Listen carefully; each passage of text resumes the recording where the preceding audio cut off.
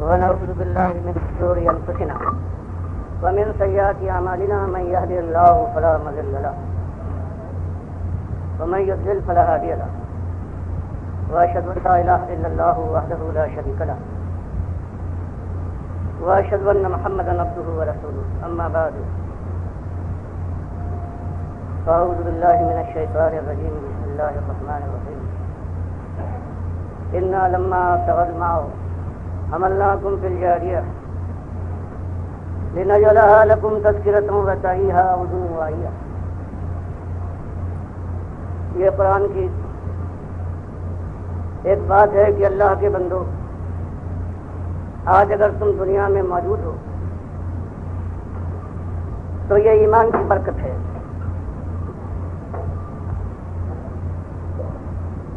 کیونکہ جتنے لوگ ہمارے رسول نوح علیہ السلام کے ساتھ موجود تھے، وہ جب دو حصوں میں بٹ گئے دعوت حق کے بعد، اور نوح علیہ السلام نے 950 سال تک وہی ایک مسئلہ اٹھایا، ایمان کا مسئلہ، جس کے لیے پوری انسانیت کو پروردگار عالم نے آزمائش میں ڈالا ہے. تو مالک فرماتا ہے اس کے بعد ہم نے فیصلہ فرما دیا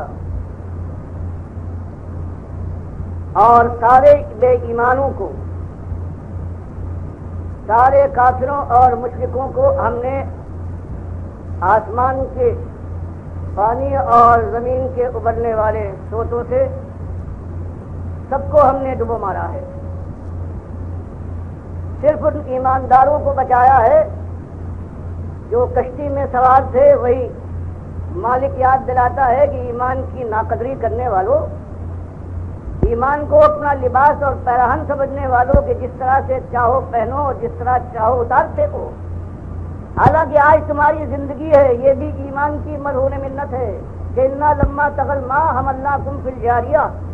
آج جو تم دنیا میں براجمان ہو تو اس کی وجہ یہ ہے کہ تمہارے وہ دادا جو نوح علیہ السلام کے زمانے میں تھے ایماندار تھے، ہم نے ان کو کشتی میں سوار کرنے کے بعد بچا لیا.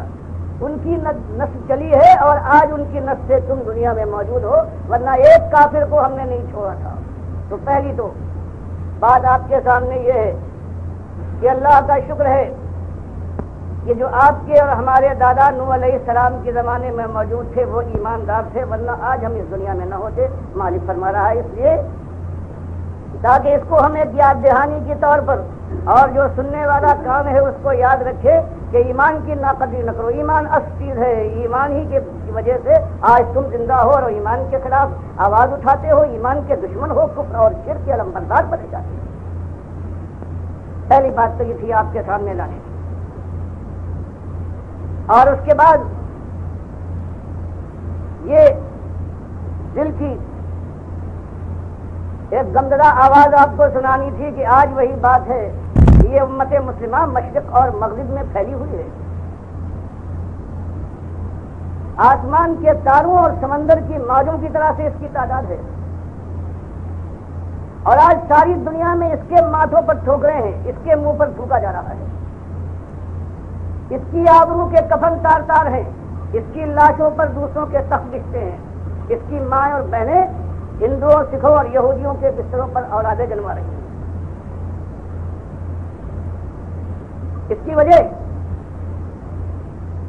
آج جو اللہ کی کتاب کے اوپر سے ایمان ہٹتا جا رہا ہے، مالک کی بات کے اوپر اعتماد ختم ہو جاتا ہو رہا ہے، بے اعتمادی کا دور ہے.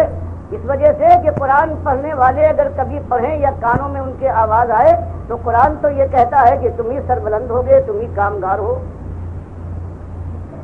تمہارے سروں پر عزت کا تاج رکھا جائے گا، تمہاری بات بات، تمہارا چلن چلن سمجھا جائے گا. اور اس کے بعد یہ ذلت اور خواری کیسی. تو آج کا مسلمان یہ سمجھتا ہے کہ یہ قرآن میں تسلی دی تھی، مالک نے کس تسلی تھی؟ اس لیے کہ وہ سمجھتا ہے کہ ہمارا ایمان صحیح ایمان ہے، ہم ایمان پر قائم ہیں اور اس کے بعد بھی ذلیل اس کے معنی یہ ہے کہ اللہ کے فرمان میں کوئی بات ہے، اللہ نے دل بڑا کرنے کے لیے یہ بات کہی۔ تو آپ کی خدمت میں صرف یہی بات میں لانا چاہتا ہوں کہ للہ اس خیال کے اندر نہ مبتلا ہوئیے، غور کیجئے کہ بات کہاں گئی ہے، پہنچی کہاں تک ہے۔ اللہ کی بات صحیح، اصلی بات جو ہمارے اندر پیدا ہوئی ہے کلمہ پڑھنے والوں کے اندر، اور وہ اصلی بات یہ ہے کہ ان کا ایمان نہیں رہا۔ ان کے ایمان میں کفر نے داخل ہونے کے بعد ان کے ایمان کو بدل دیا ہے، شرک نے آلودہ کرنے کے بعد ان کا ایمان ان کے پاس باقی نہیں رکھا۔ اور یہی میں آپ کے سامنے انشاءاللہ پیش کرنے کی کوشش کروں گا۔ اصلی بات یہ ہے، یہ چیز ہے، یہ زہر ہے جو آج مسلمان امت جو کہلاتی ہے اس کی رگوں میں دوڑ رہا ہے، اور جب تک اس کا مداوع نہ ہو، اس کو نہ روکا جائے اور اس کے زہر کا تریاق میسر نہ کیا جائے، اس وقت تک یہ دنیا بھی نہ بدلے گی اور یہ ذلت اور خواری کا سما یوں ہی بندھا رہے گا، اور جو اٹھتا جائے گا آپ کے شوروں کے اندر صبح و شام جب تک قیامت نہ ہو آپ نہ آئے، اور اس کے بعد پھر ہمیشہ کی جہنم کے سفر کر دیا جائے۔ اس سلسلے میں آپ کے سامنے ایک اپنی واردات بیان کرنا چاہتا ہوں کہ جوالی کا عالم تھا، ایک حکیم الامت کہلاتے، قرآن کا ذکر اعمال قرآنی ایک ان کی مشہور کتاب میرے سامنے آئی۔ اس وقت بھی کھٹک پیدا ہو رہی تھی، غلامی کی زنجیروں میں ہم جکڑے ہوئے ہیں، اور ہر طرف اللہ کے بندے جو ایماندار کہلاتے ہیں وہ ذلیل و خوار ہیں۔ اس حکیم الامت کی کتاب اعمال قرآنی کے نام کے پڑھنے کے بعد جب اس کو دیکھا ہے تب پتہ چلا کہ اصلی بات کیا ہے۔ آج جو ایمان اس امت کے اندر ایمان مانا جاتا ہے، اور اس ایمان کے علمبردار جو حکیم الامت کہلاتے ہیں، اس کتاب کے ایک دو باتیں آپ کے سامنے ہیں کہ فرمایا اشرف علی تھانوی حکیم الامت نے کہ دیکھو اگر کوئی تمہارا دشمن ہے اس سے بدلہ لینا چاہتے ہو تو اس کے بعد ایک مٹی دریافت تلاش کرو کسی ہندو کی قبر کی، ایک یہودی اور عیسائی کی قبر کی مٹی لاؤ، اور ایک برباد جو ڈھایا ہوا مکان ہے اس کی مٹی لانے کے بعد ایک ہانڈی میں اس کو رکھنے کے بعد اس کو سندروس اور کندروس کی دھونی دو، اور پھر اس کے اوپر قرآن کی یہ آیت پڑھ کر پھونکو اور تھوڑی سی مٹی لے کر اپنے دشمن کے گھر میں پھینکو اور پھر تماشا دیکھو، لیکن دیکھنا کہ جتنی سزا دینا چاہیے اس سے زیادہ سزا نہ دینا۔ تو یہ ایک چیز، یہ حکیم الامت کی ایک چیز دماغ میں آنے کے بعد پھر یہ ہوا اگر ایمان یہ ہے، اگر یہ شوبدہ گری اس کے معنی ایمان ہے اور اس چیز کو پیش کرنے والے امت کے حکیم اور دانا کہلاتے ہیں، تو آخر وہ لا الہ الا اللہ اور محمد رسول اللہ کا معاملہ ہے، وہ اگر اس طرح سے برباد نہ ہو تو بربادی کا اور کیا انجام ہونا چاہیے۔ اس کے بعد کچھ اور بڑا ہوا، تفسیر پڑھنا شروع کی، پہلے سورہ فاتحہ اٹھا کر دیکھیے کہ ایاک نعبد و ایاک نستعین، کہ مالک ہم تیرے بندے ہیں، صرف تیرے بندے، تیری بندگی کرتے ہیں اور تجھ ہی سے مدد مانگتے ہیں۔ اس کے اوپر حاشیہ دیکھا، اور حاشیے میں حقیقت یہی ہے کہ اللہ ہی سے مدد مانگنا چاہیے، لیکن اگر کسی اللہ کے مقبول بندے کو رحمت الہی کا واسطہ مان کر غیر مستقل سمجھ کر اگر اس سے بھی استعانت ظاہری کی جائے، یعنی اس کو بھی پکار لیا جائے کہ یا رسول مدد اور یا علی مشکل کشا تمہاری دعائی ہے، تو اس کے بعد یہ بھی جائز ہے اور یہ بھی استعانت الہی سے تعلق ہے، در حقیقت اس کے معنی یہی ہے۔ اور یہ جب تفسیر عثمانی کے اندر یہ پڑھا اور محمود الحسن صاحب نے یہ 3 پاروں کی تفسیر اور حاشیہ خود لکھا ہے، تو دماغ سے ساری چولیں ہل گئی کہ وہ آیت کی جو خالص توحید کے لیے شرک مستقل رد ہے، اب اس کی یہ تعویل ہو رہی ہے کہ اگر کسی مقبول بندے کو رحمت الہی کا محض واسطہ سمجھ کر اس کو پکار لیا جائے تو اس کے بعد یہ بھی جائز ہے، اور یہ بھی ایاک نعبد و ایاک نستعین کے اندر آتا ہے، تو اس کے بعد پھر یہ ایمان نے اپنا سچ کیا۔ اور اس کے بعد مفتی اعظم کی جب تفسیر چھپی، مفتی شفیع صاحب کی بالکل یہی بات ان کے اندر اور تلاش کی تو شاہ ولی اللہ اور ان کے خاندان کے اوپر نگاہ پڑی، حجت اللہ البالغہ پڑھی، معلوم ہوا کہ اگر یہ لوگ کہتے ہیں کہ علی رضی اللہ تعالیٰ عنہ تشریف لے آتے ہیں، مدد کرتے ہیں، غوث کا صحیح معنوں میں بغواد والا، یہ فریاد رس ہے، داتا دیتا ہے، تو بتاؤ کس طرح سے اس کو رد کرے۔ شاہ ولی اللہ صاحب تو حجت اللہ البالغہ میں لکھتے ہیں کہ جیسے کچھ مرد ہوتے ہیں ان کے اندر زنانہ پن ہوتا ہے، کچھ عورتیں ہوتی ہیں ان کے اندر کچھ مردانگی کے آثار ہوتے ہیں، اسی طرح سے کچھ ایسے فرشتہ صفت اللہ کے بندے ہوتے ہیں کہ جب وہ وفات پاتے ہیں تو ملائکہ کے ساتھ وہ داخل ہو جاتے ہیں، ان کے اوپر بھی اللہ الہام کرتا ہے، جیسے ملائکہ اللہ کے حکم سے دنیا کے کاروبار میں اللہ کا حکم چلاتے ہیں، فرمایا یہ بھی ان کے ساتھ مل جاتے ہیں۔ تو اب یہ دیکھنا ہے کہ آخر یہ کیا دین ہے کہ جس طرف جہاں کہیں ہاتھ رکھو۔ اب انفاس العارفین جب ان کے خاندان کی جب خدائی کی داستان سنائی، انفاس العارفین شاہ ولی اللہ لکھنے کے بعد لکھتے ہیں کہ میرے تایا ابو رضا محمد مسجد میں بیٹھے ہوئے تھے کہ ایک شخص آیا اور اس نے کہا کہ اولیاء اللہ تو ہوا کرتے تھے۔ فرمایا کہ میرے تایا نے یہ بات سنی ہے اور غصے کے ساتھ کہا کہ کیا مراد ہے تیری کہ اولیاء اللہ ہوا کرتے تھے؟ اس نے کہا حضور اور کیا کہوں، اب کہاں؟ لکھتے ہیں کہ میرے تایا نے پوچھا کہ کوئی نام تو لے۔ اس نے کہا بایزید بستانی رضی اللہ تعالیٰ عنہ ہے۔ کہتے میرے تایا نے پوچھا کہ آخر وہ کیا کرتے تھے، بتاؤ ان کی کرامت۔ اس نے کہا حضرت ان کا عالم یہ تھا کہ کسی کے اوپر نگاہ ڈال دے تو اس کے بعد وہ طرف کر مر جاتا۔ کہتے پوچھا کہ اور؟ اس نے کہا اور کیا حضرت، یہ کچھ کم ہے؟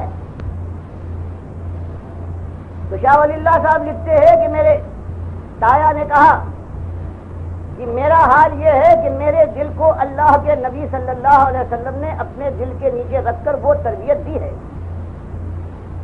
کہ اگر میں ایک نگاہ ڈالوں تو انسان تڑپ کر مر جائے، اور اگر میں چاہوں دوسری نگاہ ڈالوں تو وہ پھر جی کر کھڑا ہو جائے۔ اور پھر یہ صرف کہا نہیں بلکہ رحمت اللہ موجی درخت کے نیچے مسجد میں کھڑا ہوا تھا، آپ نے اس کے اوپر ایک نگاہ ڈالی اور وہ تڑپ کر زمین پر گر گیا۔ جو شخص کہہ رہا تھا کہ اب ولی اللہ نہیں ہوتے، اس سے کہا دیکھ یہ شخص مر گیا یا زندہ ہے؟ اس نے دیکھنے کے بعد کہا حضور وہ مر گیا۔ تو تایا صاحب نے فرمایا کہ اگر تو کہے تو زندہ کر دوں۔ کہتے ہیں کہ ہاں، اس شخص نے کہا حضور اس سے بڑی بات کیا ہو سکتی ہے؟ تو تایا نے نگاہ ڈالی دوسری اور وہ اٹھ کر کھڑا ہو گیا۔ تو معلوم ہوا ایک بات صرف ایک نمونے کے طور پر آپ، ورنہ ہزاروں ایسی باتیں ساری بنی ہوئی ہیں۔ تب یہ معاملہ سمجھ میں آیا کہ اصلی بات وہی ہے، یہ امت چاہے ریگزار کے ذرات کی طرح سے پھیل جائے، لیکن ایمان سے کہیں دامہ ہونے کے بعد پھر جو کیفیت ہے یہ تو اللہ کی رحمت ہے بنو اسرائیل کے ساتھ تو اللہ نے 2 مرتبہ اس سے کئی زیادہ کیا ہے. سورہ بنو اسرائیل میں جو آیا ہے کس طرح سے ان کو برباد کیا ہے. یہ تو ایک امت کی بربادی تو ہے. تو میرے بھائیوں یہ بات ہے. پھر وہ بات سمجھ میں آئی کہ اصلی بات کیا ہے. اور جب یہ بات سمجھ میں آئی ہے تو اس کے بعد ذہن صاف ہو گیا کہ بات وہی ہے, وہی قرآن و سنت کی بات, کہ وہی بات اٹھنا چاہیے. ایمان اصل ہے جس کے لیے مالک نے فرمایا ہم نے تم کو تماشا گاہ میں سیر گاہ کے اندر نہیں بھیجا ہے کہ روشوں پر گلگشت کرو, خوشوں پر ہاتھ مارو اور پھولوں کی سیج پر پیر پسار کے سو جاؤ, اور اس کے بعد یہاں سے اٹھتے جاؤ اور یا تو کچھ نہ ہو یا جنت کے دروازے آواز دے ادھر آؤ. فرمایا یہ بات نہیں, بلکہ قرآن اور حدیث کے اندر تو یہ ہے کہ اللہ کے بندوں بڑی شدید آزمائش میں تم کو اللہ نے دنیا دے کر, دنیا کا سامان دے کر, خیر و شر کا راستہ کھول کر تم کو بڑی شدید آزمائش میں ڈالا ہے. اور وہ آزمائش یہ ہے کہ تم خالص اس کے بندے بن جاؤ, اس کے سامنے سر جھکا دو, اس کے فرما بردار بن جاؤ. وما خلقت الجن والانس الا لیعبدون.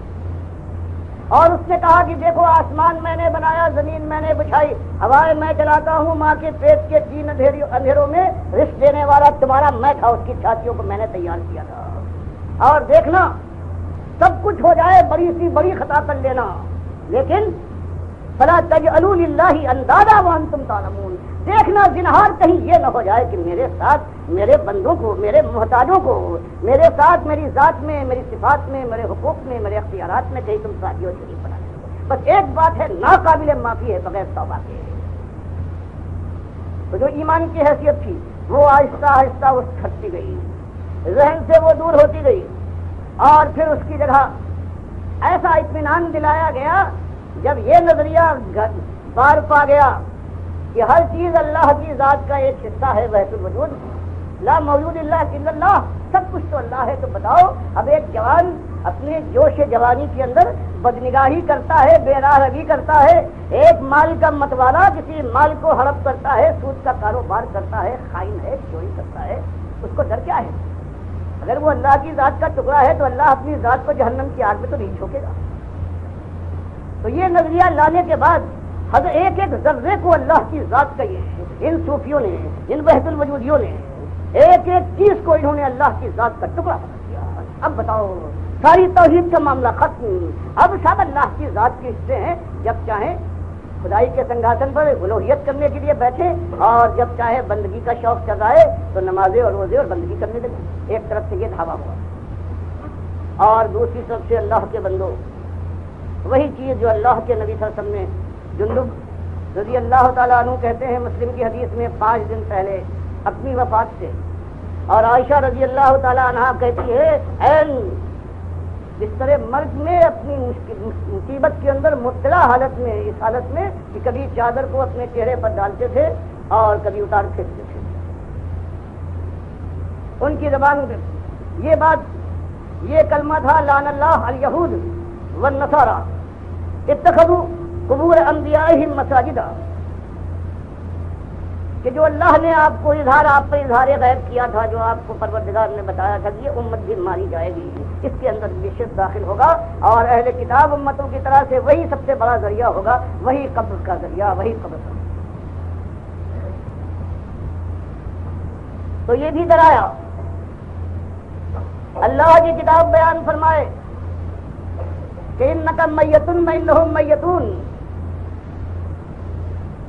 کل نفس ذائقۃ الموت, سب کو موت کا مزہ چکھنا ہے. اے نبی صلی اللہ علیہ وسلم آپ کا بھی وہ دن آ جائے گا.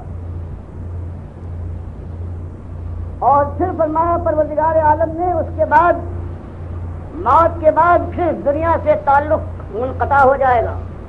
ومن ورائہم برزخ الی یوم یبعثون, جب تک قیامت نہ آ جائے پھر اس جسد انسری کو بنانے کے بعد اس میں روح پلٹا دی جائے اور یہ پھر جی اٹھے. اس سے پہلے کوئی تعلق اس انسان کے ساتھ دنیا کا باقی نہ رہے گا. فرما دیا ثم انکم بعد ذلک لمیتون ثم انکم یوم القیامۃ تبعثون, کہ لوگوں دنیا کی زندگی ملے گی, اس کے بعد موت ہے, اور موت کے بعد پھر قیامت کے دن تم کو اٹھایا جائے گا. اور فرمایا جو یہ مردے ہیں یہ اموات غیر احیاء، یہ مردے ہیں، ان میں جان کی رمق نہیں ہے. وما یشعرون ایان یبعثون، ان کو تو یہ بھی خبر نہیں ہے کہ یہ خود کب اٹھائے جائیں گے، بالکل اپنے حال سے بالکل بے خبر ہے. گویا قرآن نے اس قبر پرستی کی جو جڑ ہے کہ یہ قبر والا زندہ ہے، دیکھتا ہے، سنتا ہے، دعا کرتا ہے، اس جڑ کو قرآن نے یوں ختم کیا. اور نبی صلی اللہ علیہ وسلم نے بخاری کی حدیث میں بیان فرمایا کہ دو فرشتے مجھے آئے اور لے گئے. آپ کے مقامات بھی دکھائے ہیں یہاں، اور اس کے بعد جنت دکھائی، جنت کے بعد جنت الفردوس میں لے گئے. میں نے تعریف کی سب سے اچھی جگہ یہ ہے.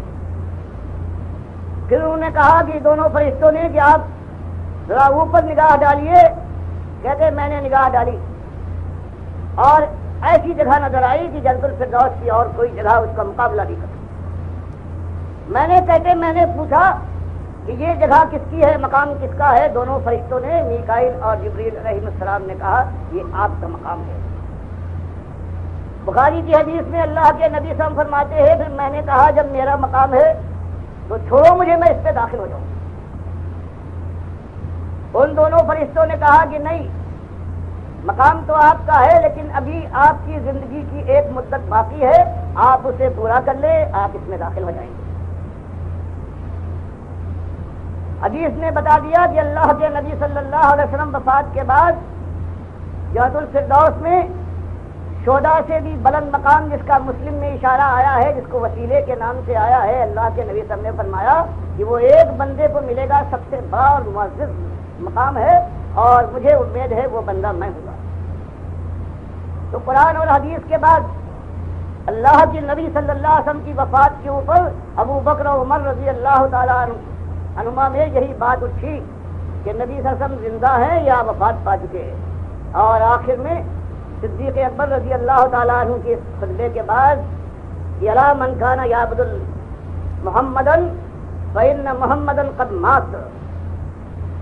کان کھول کر سن لو، اگر کسی کے دل میں کوئی شک، کوئی تردد ہے کہ جو محمد صلی اللہ علیہ وسلم کا پجاری تھا ان کو الحی مانتا تھا کہ ان کے لیے وفات نہیں ہے، موت نہیں آئے گی، زندہ جاوید ہے، ہمیشہ رہیں گے، تو وہ سن لے ان محمد قد مات، کہ محمد صلی اللہ علیہ وسلم کی وفات ہو گئی. اور وہ من کان یعبد اللہ فإن اللہ حی لا یموت. اور جو اللہ کا صحیح معنوں میں پجاری تھا اور ہے وہ سن لے کہ اللہ کو موت نہیں ہے، پروردگار الحی ہے، القیوم ہے. وما محمد اللہ رسول قد خلت من قبلہ الرسل. پھر قرآن کی 2 آیتیں پڑھنے کے بعد وہ شہادت دی ہے. تو بخاری بیان کرتے ہیں کہ حضرت عمر رضی اللہ تعالیٰ عنہ اور چند حضرات تھے جو متاثر تھے، وہ ہوش میں آ گئے، اور اس کے بعد سب کی زبان پر یہ آیتیں جو پہلے ہمیشہ پڑھتے تھے وہ جاری ہو گئی. تو گویا اس طرح سے قرآن، حدیث اور اجماع صحابہ اس بات پر کہ اللہ کے نبی صلی اللہ علیہ وسلم کی وفات پر.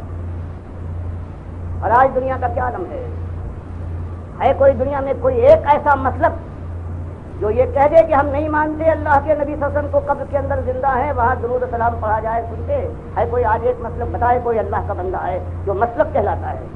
چاروں یہ مسلک، 5واں 6واں 8واں 10واں، کوئی ایک آج دنیا کے اندر مسلمانوں کا کوئی ایک مسلکی گروہ نہیں ہے جو یہ مانتا ہو کہ اللہ کے نبی صلی اللہ علیہ وسلم وفات پا لے اور اب سنتے نہیں ہیں. اب قبر کے اندر وہ مردہ ہے، ان کی لاش ہے، اور باقی ان کے اندر یہ طاقت نہیں ہے کہ سنیں اور جواب دے.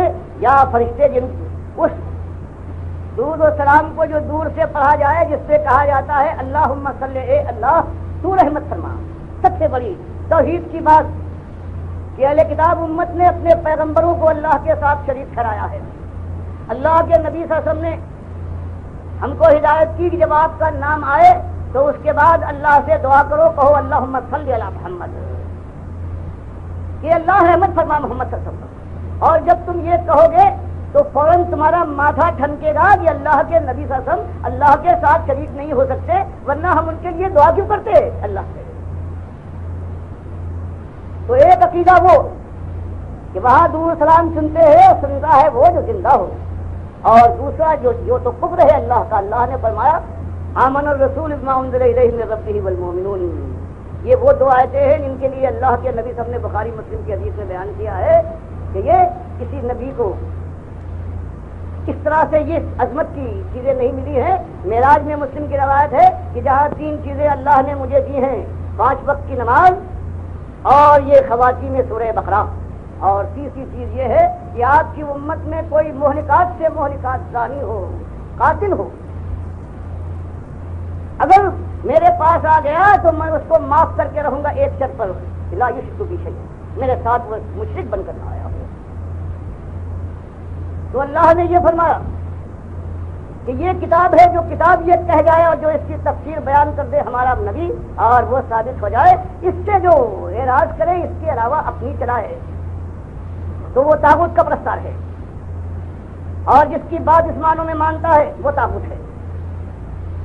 اور آج دنیا میں طاغوت کی بندگی ہو رہی ہے. کوئی ایک مطلب نہیں ہے جو یہ نہ مانتا ہو کہ اللہ کی کتاب کا کہنا چاہے وہ کہتی ہو، لیکن اس کے اندر استثناء ہے. اللہ کے نبی صلی اللہ علیہ وسلم یہ بہرحال زندہ ہیں اور قبر میں قیامت سے پہلے زندہ ہیں، سنتے ہیں اور جواب دیتے ہیں. اور اللہ کی بجائے جو اللہ فرماتا ہے اللہ ترجع الامور کل، سارے اعمال اللہ کے پاس فیصلے کے لیے پہنچتے ہیں.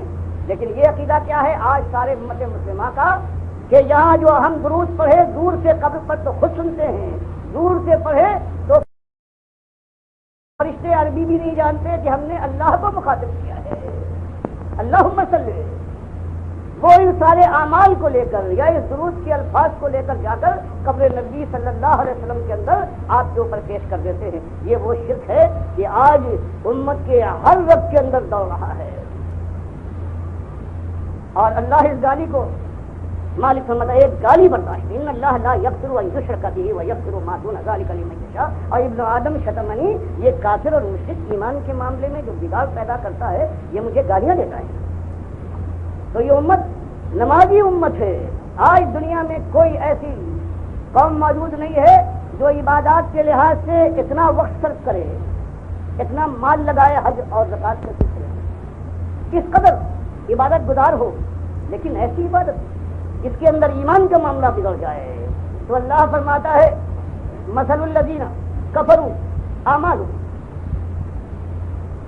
مثل الذین کفروا بربہم اعمالهم کرماد، کسی اور کو بھی پکارا جائے تو وہ بھی سن لے گا اور وہ بھی مدد کر سکتا ہے.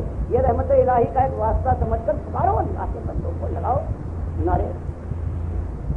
جب عقیدہ یہ ہو جائے کہ یہ قبر والا زندہ ہے، اللہ کے نبی صلی اللہ علیہ وسلم زندہ ہے، قرآن کا یوں انکار کر ڈالا جائے. جب اعمال اللہ کے پاس فیصلے کے لیے جانے کی بجائے بیچ میں روک لیے جائیں اور اللہ کے نبی صلی اللہ علیہ وسلم کو ذمہ دار بنا دیا جائے، تو بتائیے اس کے بعد یہ کچھ دیکھنے میں کتنی معمولی چیزیں ہیں. لیکن مالک فرماتا ہے یہ اعمال کے اوپر گھمنڈ کرنے والوں، اترانے والوں، مثل الذین کفروا، ان کافروں کے اعمال کے اوپر نہ جانا جو اپنے رب کے ساتھ کفر کرتے ہیں.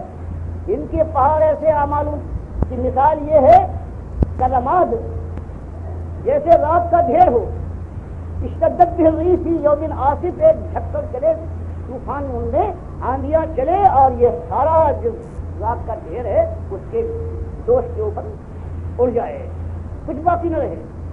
اسی طرح سے قیامت کے انصاف اور فیصلے کی آندھی چلنے دو.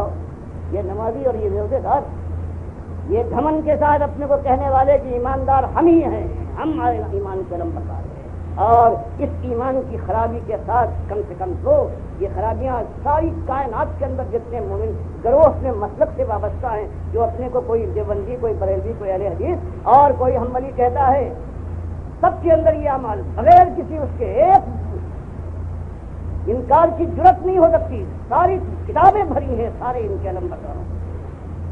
کوئی آج مسلم جس سے اللہ نے فرمایا کہ وہ سماکم المسلمین من قبل وفی هذا، ان کو ہم نے مسلمان نام سے نوازا تھا، سب نے بدل ڈالا. اس لیے صحیح بدلا انہوں نے. جب وہ مسلم نہیں رہے تو اس کے بعد اب مسلم کہنا اپنے کو یہ ایک طرح کا دھوکہ تھا. اس لیے لوگوں نے انکار کر دیا. اللہ فرماتا تھا کہ ہاں اگر تم ایمان کے تقاضے پورے نہیں کر سکتے تو مرتد ہو جاؤ. اللہ فرماتا یا ایھا الذین آمنوا من یرتد منکم عن دینہ فسوف یأتی اللہ بقوم، فرمایا اگر تم میں ایمان کے تقاضے پورے کرنے، طاغوت کو للکارنے اور باطل کے خلاف جان لگانے کا بوتا نہیں ہے۔ تم ٹھنڈی ٹھنڈی چھاؤں میں چلنا چاہتے ہو تو سب سے اچھی بات یہ ہے کہ ارتداد کا اعلان کر دو، کہہ دو کہ ہم ایماندار نہیں ہیں، ہم نہیں مانتے۔ تو آج عملاً وہی کہہ کے زبان سے کوئی اقرار نہ کرے، دل میں نہ اترے، کیسے اترے؟ یہ منبر و محراب ہے، ایمان کی بات کبھی نہیں چھیڑتے۔ باتیں کیا ہیں؟ کہیں جائیے تو یہ ہوگا کشتی 12 سال کی نکال دی، کہیں جائیے تو یہ ہوگا کہ ریفرنڈم اور یامین بالجہر، کہیں جائیے تو بزرگوں کے قصے ہیں۔ پوچھو پہلی چیز جس کے لیے اللہ نے بنایا کائنات کو اور بنانے کے بعد انسان کو بھیج کر اس آزمائش میں ڈالا ہے، اور مالک فرماتا ہے کہ ہمیشہ جو کبھی گزرا ہے اس نے آ کر یہی بات اٹھائی ہے، وَمَا أَرْسَلْنَا مِن قَبْلِكَ مِن رَسُولٍ إِلَّا نُوحِي إِلَيْهِ أَنَّهُ لَا إِلَٰهَ إِلَّا أَنَا فَاعْبُدُونِ۔ فرمایا کہ سارے رسول جو ہم نے بھیجے بغیر کسی ایک استثناء کے ایک ہی مسئلہ ایمان کا انہوں نے ہمیشہ اٹھایا ہے، اور پورا قرآن بیان کرتا ہے جو آیا ہے اس نے یہی بات اٹھائی ہے کہ یا قومی عبدوا اللہ ما لکم من الہ غیرہ۔ اور آج یہ مسئلہ دنیا میں اٹھتا ہے اس ذلت کے بعد، جس کے لیے مالک نے فرمایا ہے اگر ایمان میں خرابی کے ساتھ میرے پاس آ گئے تو جانتے ہو کیا ہوگا؟ ظالم میرا حق تم نے مارا ہے، انا اعتدنا للظالمین نارا احاط بهم سرادقها۔ پھر اب یہ حال ہوگا کہ نمازیوں بڑی نمازیں پڑھی ہیں، تہجد گزار بھی تھے، حاجی کہلاتے تھے، لیکن ایمان کی خرابی کے ساتھ آئے ہو تو ظالم میرا حق چاہے تم نے ایک حق مارا ہو یا آدھا، تو یاد رکھو ایسی تمہارے لیے میں نے آپ کی چادریں قناتیں تیار کر رکھی ہیں کہ چاروں طرف سے گھیر لیں گی۔ وہی یستغیثوا، اور جب کلیجہ پھک جائے گا تو یہ چیخیں گے، فریاد کریں گے، استغاثہ ان کا ہوگا، فریاد رسی کے لیے اللہ فرماتا ہے یغاثو، ہم ان کی فریاد رسی کریں گے، لیکن کس طرح سے؟ یغاثو بماء کالمہل، ایسا پانی ہم ان کو پلائیں گے جب چیخیں گے۔ یہ ظالم مشرک اور کافر، ایمان کے ساتھ دغا کرنے والے دنیا دار، ایمان کی بات کو دبا جانے والے، فضائل کا ذکر کرنے والے، نمازیں ان سے پڑھوانے والے جن کے لیے اللہ فرماتا ہے ان پر نماز فرض نہیں، ان الصلاۃ کانت علی المؤمنین کتابا موقوتا۔ مالک فرماتا ہے ہم نے نماز ہر ایک پر فرض نہیں کی ہے، ہم نے تو صرف اس ایماندار کے اوپر جس کے ایمان میں کوئی خلل نہیں ہے، بالکل خالص ہے، اس کے لیے 5 وقت کی نماز فرض کی۔ یا ایھا الذین آمنوا کتب علیکم الصیام، اے ایمانداروں سچے تم پر روزہ فرض کیا ہے، ہم نے ہر ایک کو مکلف نہیں بنایا ہے، ان کے لیے دوسرے جو ہیں ان کے لیے جہنم کی آگ ہے۔ تو فرمایا کہ ایسی آگ، ایسی قناتیں ہیں کہ گھیر لیں گی، اور جب فریاد کرے گا یہ پانی پلاؤ تو مالک فرماتا ہے پانی پلایا جائے گا، لیکن کیسا؟ کالمہل۔ عبداللہ ابن مسعود رضی اللہ تعالیٰ عنہ کہتے ہیں مہل کے معنی یہ ہے کہ ایک تانبے کی دھات کو لو، گرم کرو آگ کے اوپر، اور اس کے بعد اتنی گرم ہونے کے بعد وہ جب پگھل جائے اور وہ بننے لگے، تو یہ ہے مہل، سمجھ لو ایسا مہل ہوگا، اور ایسا پانی دیا جائے گا رقیق، اور جب قریب پہنچے گا یشفی الوجوہ، چہروں کو بھون ڈالے گا، بیس شراب بساط مطلب۔ تو لوگوں کیسا برا مشروب ہے یہ، کیسی بری مہمانے والی، اور اس کے مقابلے میں ایماندار جھوپڑی سے نکلنے والا ہے۔ رب اشرف اکبر مدفون بالابواب لو اقسم علی اللہ لبرا۔ بخاری مسلم کی حدیث میں یہ ایسا ہے میرا مخلص بندہ اشفا بال پریشان، دن رات کی محنت مزدوری غربت کی تنگی ہے، اب بڑا بدن عطا ہوا ہے درد و غبار سے، مدفون بالابواب، ایسے دروازوں پر جہاں دربان ہوتے ہیں پہنچ کر داخلہ چاہے تو دھکا دے کر اسے واپس بھیج دیا جائے، اور لیکن وہ مجھے اتنا محبوب ہے، لو اقسم علی اللہ، اگر اللہ کو کوئی قسم دلا دے لا برہ، تو اللہ اس کی قسم کی لا رکھے گا، اس کو حانف نہ کرے گا۔ تو یہ دونوں چیزیں آپ نے دیکھی، دونوں انجام ہیں۔ یہ امت ہے عاملۃ الناصبہ، کتنے اس کے اندر ہیں؟ کیا ہے اس کا؟ ایک حصہ ہو، 1% ہو جو بہرحال نماز پڑھتا ہے، روزے رکھتا ہے، کچھ پابندیاں ہے، لیکن حالت کیا ہے؟ اللہ فرماتا عاملۃ ناصبہ تصلیٰ نارا حامیہ، عمل بھی کریں گے، تھک بھی جائیں گے، لیکن اس کے بعد جہنم کے شعلوں میں رکھیں گے۔ اس ایمان کی ایسی بات ہے۔ اب یہ بات جب سامنے آ جائے تو اس کے بعد سوال ہوتا ہے کرنا کیا ہے؟ تو وہی قرآن کی ہدایت ہے اور سنت کی رہنمائی ہے۔ منیب غزی رضی اللہ تعالیٰ عنہ بیان فرماتے ہیں، بخاری تاریخ کبیر میں لائے ہیں کہ اپنی جاہلیت کے زمانے میں مکے پہنچا ہوں، دیکھا کہ ایک صاحب ہیں وہ یہ کہہ رہے ہیں قولوا لا الہ الا اللہ تفلحوا، کہ لوگوں اس بات کا اقرار کر لو کہ تمہارا الہ، تمہارا مالک، تمہارا آقا، تمہارا پروردگار، تمہارا مشکل کشا، تمہارا تفریح الہ، ابھی عرب جاننے والے تھے الہ کے معنی کیا ہے، وہ اکیلا ایک الہ ہے، اور یہ لات البنات اور ابراہیم اور اسماعیل علیہ السلام ہیں، ان کے بس میں کچھ نہیں ہے۔ فرمایا یہ میں نے سنا، اس کے بعد تعجب کہ دیکھا میں نے کچھ لوگ ہیں کہ زمین سے خاک اٹھا کر ان پر پھینک رہے ہیں حقارت کے ساتھ، کچھ لوگ ہیں جو گالیاں دے رہے ہیں، اور کچھ کا حال یہ ہے جو منہ پر تھوک رہے ہیں، یہاں تک کہ دوپہر ہو گئی، ایک لڑکی بڑے برتن میں پانی لے کر آئی، اور ان صاحب نے اس لڑکی سے کہا کہ بیٹی مایوس نہ ہونا، تیرے باپ کو اللہ تعالیٰ ضائع نہیں کرے گا۔ کہتے مجھے سخت تعجب ہوا، میں نے پوچھا کہ یہ صاحب کون ہیں جن کے ساتھ ان کی قوم یہ سلوک کرتی ہے اس بات کے اوپر کہ قولوا لا الہ الا اللہ تفلحوا، کہ لا الہ الا اللہ مان کر اس پر جم جاؤ، فلاح اور کامرانی تمہارے سر پر سایہ کرے گی۔ یہ ہمارے خود قوم کی بہت ہی معزز جوان تھے، آنکھوں پر ہم دکھاتے تھے، لیکن انہوں نے ایک نیا مسئلہ اٹھایا، باپ دادا کے دین کو عیب لگایا، ہماری جمعیت کو منتشر کر ڈالا ہے، آگ لگا دی ہے انہوں نے، گھر گھر کے اندر بھائی بھائی سے، بہن بہن سے، باپ بیٹے سے نالا ہو گیا ہے، وہ اس کو ناخن سے الگ کر ڈالا ہے۔ اور اسی ایک بات سے کہتے پھر میں نے پوچھا یہ لڑکی کون تھی؟ لوگوں نے بتایا یہ ان کی بیٹی زینب ہے، یہ اس گندگی کو صاف کرنے کے لیے آئی تھی۔ تو میرے بھائیوں اور سننے والوں، معاملہ یہ ہے، امت پر وہی بیت رہی ہے، وہی عذاب ہے، اسی عذاب کی طرف مالک صدیوں سے لیے جا رہا ہے جو بنو اسرائیل پر آیا تھا، یکایک آیا تھا، 2 صدیوں کے 3 صدیوں کے بعد ختم ہو گیا، لیکن اس کا عذاب ہے نہ ختم ہونے والا ہے۔ اور وہاں بھی مالک فرماتا وہی کہ تم نے من دونی اولیاء بنایا بنو اسرائیل کے لوگوں، تو میں نے تمہارے ساتھ یہ سلوک کیا ہے، اور آج اس امت نے جب اللہ کے ساتھ اس کو ساتھ دوسرے شریک ٹھہرائے ہیں، اپنے کارساز، اپنے مشکل کشا، اپنے تصویر، اپنے دادا، اپنے بندہ پرور بندہ نماز بنائے، تب اللہ نے اس امت کے ساتھ کیا۔ بیماری ایک قوموں میں یہی ایک بیماری ہوا کرتی ہے، اور علاج بھی ایک، یہ زہر کا ایک ہی طریقہ ہے، اس آواز پر کان دھرا جائے، ایمان کو مانا جائے، تقاضے سمجھے جائیں، ایمان کے خلاف جتنی چیزیں ہیں ان کا ادراک اور شعور پیدا کیا جائے کہ شرک کسے کہتے ہیں، اور شرک پھیلانے والے کفر کے داعیان گزرے ہیں جن کو رحمت اللہ علیہ، جن کو امام مانا جاتا ہے، وہ طاغوت کون سے ہیں، انہوں نے کیا چیز پھیلائی، قرآن اور حدیث کے مقابلے میں کس طرح سے انہوں نے اپنی بات چلائی ہے، جب تک وہ بات قوم کے سامنے کھول کر نہ لائی جائے اس وقت بات سمجھ میں نہ آئے گی۔ اللہ کے نبی صلی اللہ علیہ وسلم 2500 سال کے بعد ابراہیم اور اسماعیل علیہ السلام کے بعد آئے ہیں، اور قوم پوچھتی ہے کہ آپ کیا نئی بات لائے ہیں؟ مانتے ہیں اللہ کو، آسمان اس نے بنایا، زمین اس نے بچھائی، ہوائیں وہ چلاتا ہے، معاملات ساری کائنات کے وہ طے کر دیتا ہے، تو آپ ہم سے اور کیا چاہتے ہیں؟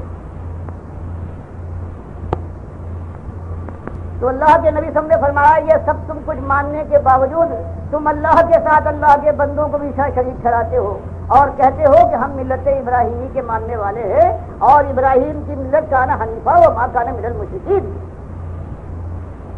وہ تو یکسو یک رنگ تھا، جو تم اپنا جس کو بڑا مانتے ہو تو وہ یکسو یک رنگ تھا، وہ مشرک نہیں تھا، تم مشرک بن گئے ہو۔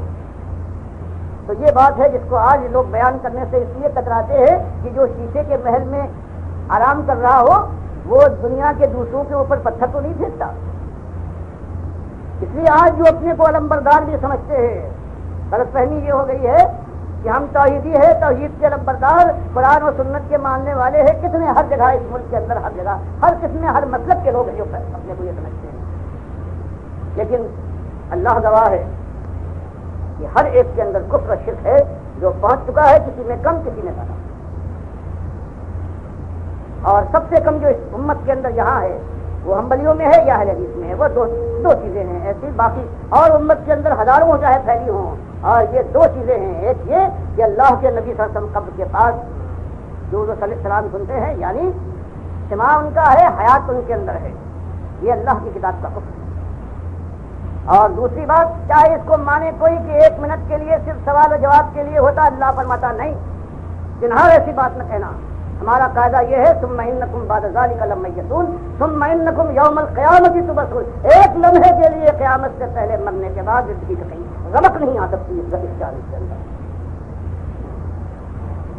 تو یہ ایک مسئلہ ہے آپ کے سامنے. درخواستی کہیے تو درخواستی، ہوشیار کرنے والا، جہنم کے شعلوں سے ڈرانے والا ہے. تو آپ کا یہ خادم آپ کے سامنے یہی ایک بات کہتا ہے کہ کوئی تبدیلی نہیں آئے گی جب تک کہ اس ایمان کے معاملے کو سب سے پہلے صاف نہ کر دیا جائے. اللہ کے ساتھ اللہ کے بندوں کا معاملہ، بندگی کا معاملہ بالکل صاف ستھرا ہو جائے، کوئی جھول باقی نہ رہے اس کے اندر. اور اس کے لیے یہی اسوا ہے کہ بات نہیں اٹھے، گھروں میں نہیں، چھپ کر نہیں، اپنی گھروں میں بھی ہو، مسجدوں میں بھی ہو، اور کارگاہوں میں بھی ہو، شاہراہوں میں بھی ہو، گلیوں اور کوچوں میں بھی ہو، چھتوں پر، مدرسوں میں بھی ہو، عدالتوں اور سارے مقامات پر جہاں اللہ کا بندہ کوئی ملتا ہے اس کے سامنے ایک ہی بات کہ موت آنکھیں دکھا رہی ہے. ہر قدم جو ہر آگے بڑھ رہا ہے، ہر سانس جو آ رہی ہے، یہ موت کے قریب کرتی جا رہی ہے. اور اس وقت دونوں باتیں جب معتذر ہوگا، جب غیر شہود بن جائے گا، قرآن اور حدیث بے حساب آیتیں بیان کرتی ہیں کہ بس اسی وقت اللہ جب دونوں ڈالے مل رہے ہوں گے بات بالکل صاف کر دے گا دونوں کے لیے. بے ایمان سے کہا جائے گا کہ مزاح کر لیا تو نے، اب چل، اب شولوں میں تیرا مقام ہے. اور ایماندار خوشخبری سنا دی جائے گی کہ اب نہ آئندہ کا کوئی خوف اور نہ پرانا کوئی غم ستائے گا. اب جو تیرے دل میں لکم فیہا ما تشتہی انفسکم ولکم فیہا ما تدعون نزلا من غفور رحیم. اب جو تمہارے دل میں بے اختیاری اور بغیر ارادے کی کوئی خواہش پیدا ہو جائے وہ اللہ تعالیٰ پوری کر دے گا. وَلَكُمْ فِيهَا مَا تَدَّعُونَ، جو زبان سے تم کہہ دو، جو تمہارا حکم صادر ہو جائے اس کے اندر کمی نہ کی جائے. اب تم ہمیشہ ہمیشہ کے لیے غفور الرحیم کے مہمان ہو، وہ گہرائی اور مہربانی کرے گا. یہ دونوں انجام ہیں.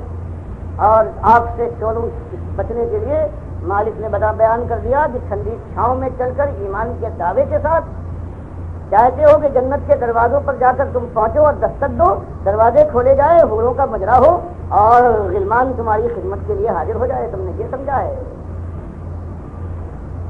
تم نے یہ سمجھ رکھا ہے ان تدخلوا الجنہ ولما یاتکم مثل الذین خلوا من قبلکم مستهم الباساء والضراء وزلزلوا حتى یقول الرسول والذین آمنوا معه متى نصر اللہ الا ان نصر اللہ قریب. فرمایا ابھی وہ بات جو دین کی دعوت دینے والے، توحید کا اعلان کرنے والے، طاغوت کی نشاندہی کرنے کے بعد شرک سے بچنے کے لیے ہوشیار کرنے والے جو لوگ گزرے ہیں اس سے پہلے اللہ کے دین کے قائم کرنے والے، اس کے غالب کرنے کے لیے، اللہ کی رضا کے لیے ان کے ساتھ وہ ہوا ہے ڈھیلا مارے گئے ہیں. اور آج یہ امت بنو اسرائیل کی طرح سے وہی کرے گی توحید کی دعوت کے ساتھ. اگر شرک کی نشاندہی ہو اور جب طاغوت کی پردہ داری کی جائے کہ جن کو تم اپنا پیشوا بنا رہے ہو، انہوں نے پورے دین کو بدل ڈالا ہے اور آج اس دین کو تم سینے سے لگا رہے ہو اور پیشانیوں کے اوپر رکھنے کے بعد اس کو عزت دیتے ہو، تو پھر قیامتیں برپا ہوں گی. پھر وہی ہوگا، کوئی مارا جائے گا، کوئی نکالا جائے گا، ہجرت کے مقام آواز دیں گے اور اس کے بعد سب کہیں جانے کے بعد پھر وہ آخری وار ہوگا جو اللہ نے بیان فرمایا ہے کہ ان الذین کے وقار کو جو صحیح معنوں میں دنیا میں غالب کرنے اور قائم کرنے کے لیے اپنی جان اور مال کی بازی کھیل سکتا ہے، وہ ہے صحیح معنوں میں اللہ کی بارگاہ میں صحیح معنوں میں ایماندار. اس کے مالک ایمان کی تصویر فرماتا ہے ان الذین آمنوا، فرمایا میں ایسے ایماندار چاہتے ہیں کہ جو ایمان لانے کے بعد اپنی زندگی سے ایمان کا حق ادا کر دے اور وہ حاضر ہو. اس کے بعد فوراً حقیقت کا معاملہ آ گیا. فرمایا کیوں؟ اس کے بعد صرف خود اللہ کے بندے نہیں ہیں بلکہ دنیا والوں کے سامنے دین کی دعوت اس طرح سے واضح آ کر کھول کر بیان کرے، کفر و شرک کا معاملہ صاف کرے، طاغوت کی نشاندہی کرے کہ قوم ان کو اپنے اندر سے نکال سکے. لیکن اس کے بعد نہیں یہ کہ اس کے بعد پھر مایوس ہو جائے، فرمانی وجاہدوا، اس کے بعد پھر جہاد کرے اپنی جان اور مال سے یہاں تک کہ اللہ کا دین غالب ہو. تو یہ مسئلہ ہمارے سامنے ساری کائنات کے اندر صرف ان کا یہ حق ہے، ان پر ذمہ داری ہے جو اللہ کے اوپر صحیح معنوں میں ایمان لے آئے ہیں. اپنے ایمان کو انہوں نے کفر اور شرک اور بدعت سے پاک کر لیا ہے. جو سمجھتے ہیں کہ آپ کے شعلوں کا مقابلہ ممکن نہیں ہے، جہاں ہر لمحے عذاب میں زیادتی ہوگی، کمی کا کوئی موقع نہیں ہے. جو سمجھتے ہیں کہ نبض ڈوبنے کا وقت آ رہا ہے، پیشانی پسینے سے بھیگ رہے گی، آنکھیں پکڑا کر چڑھیں گی تو انسان روک نہ پائے گا. اس کی نگاہ کے سامنے یہ جو اللہ کو اپنا معبود، اپنا آقا، اپنا رب مانتا ہے اور اللہ کی بارگاہ میں پہنچنے کے بعد یہ ثابت کرنے کی ہمت رکھتا ہے اور اس کی کوشش میں لگ جاتا ہے کہ اللہ تعالیٰ اس کو جہنم کی آگ سے بچائے، جن کے لیے مالک نے فرمایا فالذین ہاجروا واخرجوا من دیارهم وأوذوا في سبیلی وقاتلوا وقتلوا لأکفرن عنهم سیئاتهم ولأدخلنهم جنات تجری من تحتها الانہار. ان لوگوں کے لیے جو ایمان کی یوں دعوت پیش کرے اور پھر ہجرت پر مجبور کیے جائے، پھر یہ نہیں کہ بس سالے دم لے اور پھر جہاد کرے فی سبیل اللہ یہاں تک کہ اللہ کا دین غالب ہو، اللہ کے راستے میں شہید ہو. تو یہ ایک راستہ ہے، یہی ایک طریقہ ہے، اس کے علاوہ کہیں کوئی طریقہ نہیں. کسی سے دشمنی نہیں، صرف اللہ کے دشمنوں سے دشمنی ہے. اور دشمنی بھی ایسی نہیں کہ کوئی انتقامی کارروائی ہو، بلکہ ترس کھانا چاہیے. جن کے پاس آج اللہ نے توفیق سے ایمان کی یہ نعمت دے دی ہے، ان کو چاہیے کہ آج جو دنیا بھٹکی ہوئی ہے ان کے اوپر ترس کھائے. ان کو برباد کیا ہے انہیں پیروں اور مولیوں نے. ان کو بتایا جائے کہ اللہ کے بندوں یہ تمہارے کام نہ آئیں گے، یہ تمہارے دشمن ہیں، خالص مال اور دنیا کے لیے کر رہے ہیں. سب کہیں جا کے یہ معاملہ آئے گا اور پھر اللہ تعالیٰ وہ دن بھی دکھائے گا کہ اللہ کی راہ میں یہ اللہ کے بندے ہیں، ایک بڑھتے جائیں گے، توفیق دے گا پروردگار. آزمائشوں کے اندر مالک سہارا دے گا اور وہ آزمائشیں پروردگار جو بوتے سے باہر ہیں ان آزمائشوں میں نہ ڈالے گا. پروردگار کی رحمت یہی ہوگی. اور پھر وہ دن بھی آ جائے گا اس دھرتی کے اوپر کہ جو بخاری مسلم کی حدیث میں آیا ہے کہ قیامت نہیں آئے گی جب تک وہ دن یہ زمین نہ دیکھ لے کہ اس کی پیٹھ کے اوپر سوائے مومنوں کے ایک کافر بھی نہیں ہوگا. اس لیے جزیہ ختم کر دیا جائے گا، کوئی کافر موجود نہیں ہے. عیسائیوں کا کوئی نام و نشان نہیں ہوگا. اس لیے نبی صلی اللہ علیہ وسلم نے فرمایا کہ صلیب ناپید ہوگی اور خنزیر کا پتہ نہیں ہوگا. یہ بخاری مسلم کی متفق علیہ. اور مسلم میں ایک زیادت ہے کہ اس زمانے میں 7 سال ایسے گزرے گے کہ سارے مومن ہوں گے اور 2 مومنوں کے درمیان کوئی بغض، کوئی حسد، کوئی رنجش بات نہ پا سکے. اس کے بعد پھر شیطان کا وار ہوگا، آہستہ آہستہ کفر و شرک پھیلے گا. ایک وقت ایسا آ جائے گا کہ ایک ہوا چلے گی اللہ کی طرف سے اور جو مومن ابھی تک ہے کافر مشرک نہیں ہوا ہے، چاہے گناہگار ہو چکا ہو، اس کو وہ ڈھونڈ کر پالے گی، چاہے وہ کہیں چھپ جائے اور وہ لگے گی اور وہ مر جائے. اب جو کافر مشرک ہو چکے ہیں وہی اس دنیا کے باقی ہوں گے اور اللہ ان کے اوپر دنیا بے شمار نشاور کر دے گا اور یہ دیوانے گدھوں کی طرح سے دنیا پر پھر پڑیں گے اور اس کی خرمستی میں اسی طرح سے مبتلا ہوں گے کہ ان کے اوپر قیامت کا زلزلہ آئے گا، بندے کا پستول اور سور سے پھونک مار دی جائے گی. تو یہ ایک روداد ہے اور اس کا لب لباب یہ ہے کہ قوا انفسکم واہلیکم نارا، بچاؤ اللہ کے بندوں اپنی جانوں کو اور اپنے اہل عیال کو جہنم کی اس آگ سے کہ جس کے اندر جانے کے بعد پھر چھٹکارا دے. اور اس کے لیے نسخہ کیمیا ہے کہ اٹھو اللہ کے بندو، اللہ کا نام لے کر اٹھو، اللہ کے دین کو قبول کرنے کے بعد سنت کو مشل راہ بناؤ اور اس کے بعد پھر وہ نمازیں جہاں ہیں اسی انداز سے، وہ روزے ہیں، وہ حج ہے، وہ زکوٰۃ ہیں اور وہ ساری سنت اور کی پابندیاں ہیں، بالکل اسی انداز سے خلوص کے ساتھ پوری سمجھ اور ہوش و حواس کے ساتھ احتساب کے ساتھ یہ کام کیا جائے اور پھر اللہ کے بندوں کو دعوت دی جائے اور ان سے کہا جائے کل نفس ذائقۃ الموت، ہر نفس کو موت آنے والی ہے اور انما توفون اجورکم یوم القیامہ. آج دنیا کے اندر اگر کچھ فراخی ہے تو سمجھتے ہو کامیاب آئے ہو، فرمایا اصلی بھرپور بدلا تو قیامت سے ملنے والا ہے اور 2 شکلوں میں آئے گا. فمن زحزح عن النار وادخل الجنة فقد فاز. جو اس دن آگ سے بچا کر جنت میں داخل کر دیا جائے وہ جیتا اور باقی سارے ہار گئے. ومل حیات الدنیا الا متاع الغرور. دنیا میں جو تم نے کامیابی اور ناکامی کے پیمانے بنائے ہیں یہ خالص فریب کے معیار ہیں, ان کو توڑ دو. میرے بھائیوں یہی بات ہم آپ یہاں بھی کہنے آیا ہوں اور یہی دنیا والوں کے سامنے کہ اس موت یہ چٹکی سے پہلے اس سے پہلے کہ خالص مایوسی کا وقت ہو, حسرت و یاد کا سما ہو, آؤ کہ اللہ سے توبہ کریں.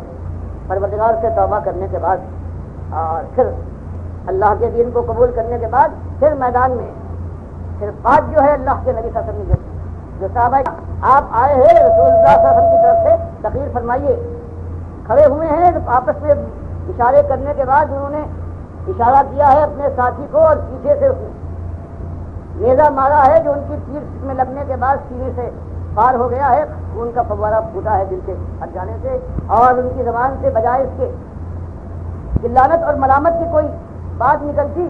بخاری مسلم روایت کرتے ہیں یہ خوشی سے بے قابو ہو کر کہتے ہیں اللہ اکبر فزت رب الکعبہ.